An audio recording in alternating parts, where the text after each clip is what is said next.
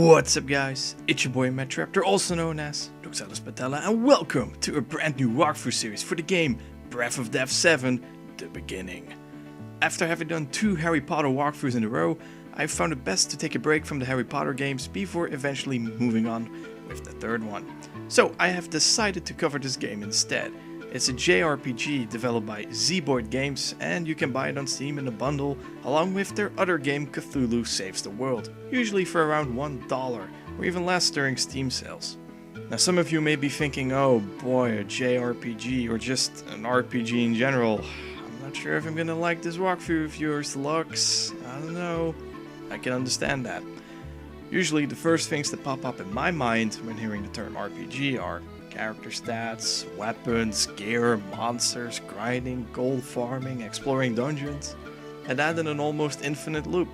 Well, rest assured, because unless my failed and naive attempt to cover Final Fantasy III for the Nintendo DS, this game is actually quite short, very simplistic, and even makes fun of the RPG genre, and even references other popular games. The game advertises itself as a retro parody RPG, which can be completed in roughly 4 to 6 hours. For this walkthrough series, I'm going to play on hard mode, which you can only unlock after having beat the game once in either easy or normal mode. The difference is that there is a 25% increase in all stats for all the monsters in hard mode when comparing it to normal mode, as can be seen here. The game does become more challenging at hard mode when unprepared, therefore I thought it would be interesting to select it for the walkthrough series in order to keep things a bit interesting, even if you're not the biggest fan of RPGs. The reason why this part is called Part 0 is because I want to take the time to explain both the mechanics of the game and additional features that are going to be added in the videos themselves. I find it too difficult to try and explain it all while playing the game as I usually do, so this is more of a standalone video before the story actually starts. A mechanic familiar to RPGs is the random encounter, and we all know how they can be annoying at times, especially in the walkthrough series. I can understand that people might be frustrated to see a 30-minute video as part of a walkthrough series where, let's say I hypothetically explore a dungeon, I have random encounters every 5 steps, and that makes it that 25 of the 30 minutes in the video is only footage of random battles. Of course, the trick could be to cut away some of these encounters in order to keep the flow of the video going. In Breath of Death VII, however, random encounters do occur, but as the player you possess the power to initiate a fight whenever you want to. Furthermore, there are only a limited number of times you may occur a random encounter. For instance, in a dungeon you may be only entitled to 10 random encounters, but you can force these 10 encounters whenever you want. This means that you can work through these 10 encounters really fast and then go explore the dungeon without any interruptions. Now this all sounds great, but doesn't it ruin the element that makes an RPG? I'll admit that this strategy will be used in my walkthrough series, but I don't see it as an inconvenience. Instead, I will do my best to show you every monster you can find in this game and showcase their stats and unique abilities. Yes, you can call it a bestiary, but unfortunately this game does not have one, and thus I will be using information that is publicly available on the official website of Z-Boyd Games. I simply want to do this because I want to showcase this fun little game as entertaining and also as complete as possible. And when you like a particular game very much, you are willing to go the extra mile for it. It also shows the thought that goes into creating monsters, balancing difficulty, and having enough variety in abilities for when you might be thinking of creating an RPG game of your own. I will also show updates of experience points and gold earned so that you can always catch up with how our party is doing without actually seeing all of the fights. The second big mechanic of this game is the round system during battle. For every round that has been completed during battle, meaning that every party member and every monster engaged in the battle have completed their turns, the strength of the monsters grows stronger by 10% every turn. That means on turn 2, monsters are at 110% strength, on turn 3 at 120% strength, and so on. This means that the longer you try to set up your character's buffs and special attacks, the more difficult it becomes to actually win your battle. Furthermore, all your party members get revived and are back at full HP after every battle, and they also regenerate some of their MP. The faster you finish a battle, the more MP you regenerate.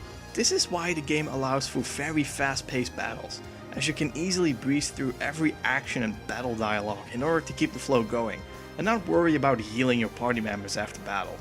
And this is yet another thing that I would like to address regarding the walkthrough series.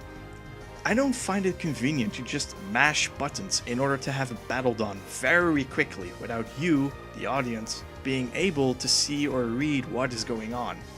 This is why I'm going to be a little bit slower when covering unique battles, more notably boss battles.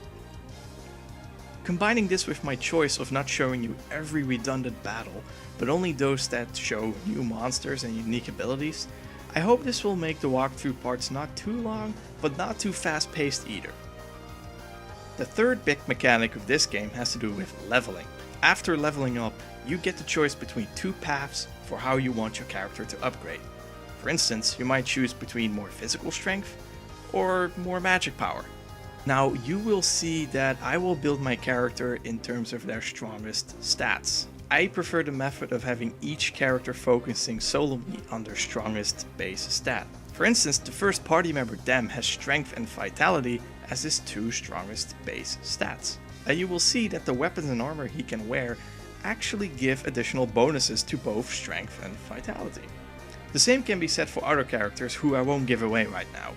It's actually advisable to focus on one or two stats for a particular character, as having all-rounders does not work for this game. Due to the pressure of having to end battles relatively fast, you have to take the strengths of each character to your maximum advantage. The real difference that might cause some debate is the type of spells I may choose during my walkthrough. For instance, relatively early in the game, you get the choice of having either spells that cuts the agility, or speed, of each monster in half, or you can have a spell that does low damage to enemies after every turn. This is where it all comes down to the preference of playstyle. There is no necessary good or wrong when it comes to that. At least it's still quite limited. Take Final Fantasy III for example, where you can assign 23 different jobs, including the freelancer job, to 4 different characters. Now that's a lot of combinations, leaving high chances that people may not be too happy with your choices because they don't match your preference at the time. Going back to this game, your preference of spells or special abilities does have an influence later on in the game. If you choose the ability to cut down the monster's agility in half, you are able later on to have an even stronger version of the same spell, being able to bring it down by 75%, but it might be an even harder decision to make. Finally, the game allows you to build up combos with your different physical and magic attacking moves. Some attacks perform multiple hits, allowing you to build up a higher combo rate, which you can then use to perform a more powerful attack in the end, such as Death Blow. When making choices for your spells or physical attacks, you might see that although a particular choice seems to be preferable due to its higher damage or spell power, it can also break the combo when used. You will see that I'm not really in favor of building up combos to deliver a heavy blow later on, so please don't get frustrated when I accidentally sacrifice a high combo value to do something like healing a party member while I could have dealt massive damage instead.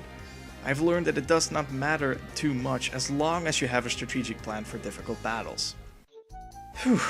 I know this sounds like a lot of information right from the start, but I wanted to clear this up as much as possible in order to not confuse you later on.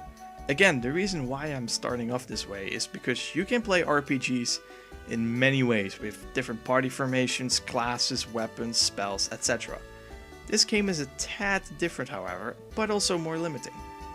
Your party formation is fixed, there are no explicit classes, each character has its own set of weapons and armor, and there are not that many spells to choose from. The real unique thing about this game is its flow, and being able to force battles rather than leaving things up to chance actually gives me more flexibility as of how I want to direct my walkthrough parts.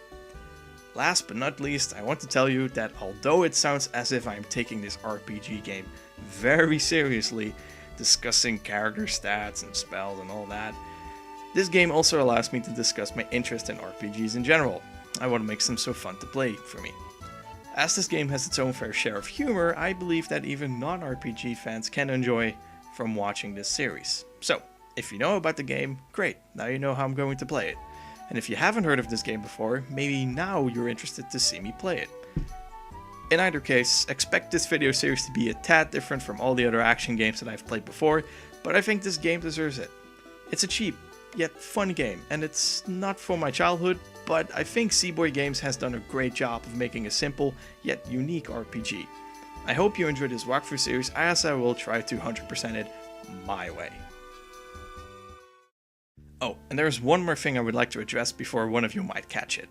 Yes, we have made a choice of enabling monetization for this walkthrough series.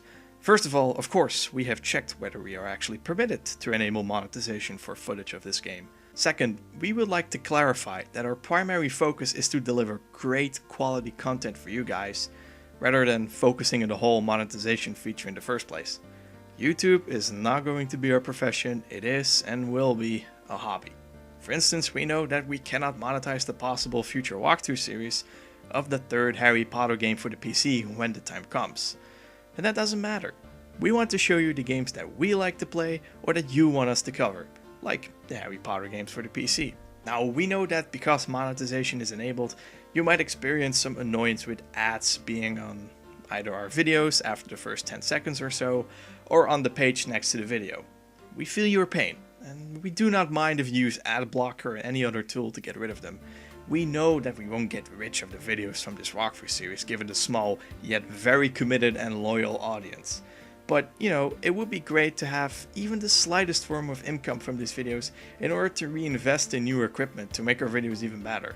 For instance, by having better microphones with actual pop filters, or maybe some new and more reliable video capture devices for console footage. We know that monetization is a controversial topic, but I do not want to shy away from it. Because we care about our audience, I wanted to share this with you guys first, so that you may find peace in our decision to enable monetization for this particular walkthrough series. The two guide videos I made for the game Forsaken World back in January 2012 also have monetization enabled, and so far no one has made a significant complaint about it, except for one person who mentioned that the audio for the ad commercials were actually louder than the audio from the video itself. Oh well, I guess I can interpret that as my own editing mistake in terms of audio levels. So here we are all set to start our adventure on Breath of Death VII, the beginning, in the next video, which will be labeled as part 1 of the walkthrough series. Hopefully you are excited to see more of this game, and if you are, feel free to drop a like and leave a comment to share some of your thoughts or further questions. Of course, subscribe to our channel Reku3 for more upcoming videos, and I'll see you guys next time in part 1 of this series. Peace.